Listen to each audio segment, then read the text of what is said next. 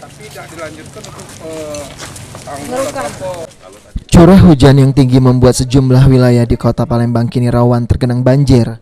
Terkait hal tersebut, pemerintah Kota Palembang berupaya menuntaskan permasalahan tersebut dengan berbagai langkah, seperti melakukan pengerukan kolam retensi hingga saluran air perkotaan. Wakil Wali Kota Palembang, Fitriyanti Agustinda, mengatakan pengerukan drainase dan kolam retensi merupakan salah satu langkah yang dilakukan karena dahulu 60% dari Kota Palembang merupakan wilayah rawa, namun kini sudah mulai tergerus pemukiman.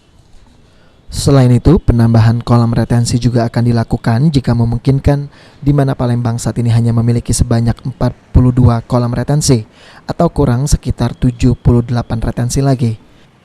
Dari pemerintah Kota Palembang mungkin nanti difasilitasi pompa air ya, dan juga mungkin peralatan-peralatan yang lain yang bisa bekerja sama dengan balai untuk penanggulangan masalah banjir. Untuk retensi Bu cukup udah Bu? Atau masih kalau kurang? retensi kalau memang memungkinkan tentu kenapa tidak ya, karena kawasan wilayah Kota Palembang ini sebenarnya 60%-nya adalah rawa.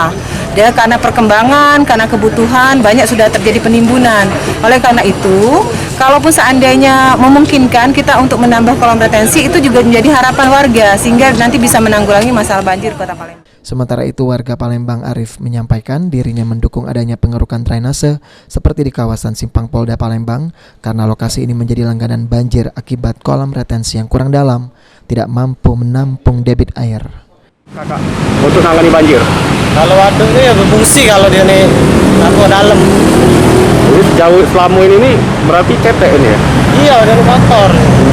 Sampai mana biasa dalamnya Pak? Kalau deras ada sama ini setengah meteran. Setengah meteran ya? Tapi setuju gak ya dengan ini ya? Sandi Pratama, PAL TV.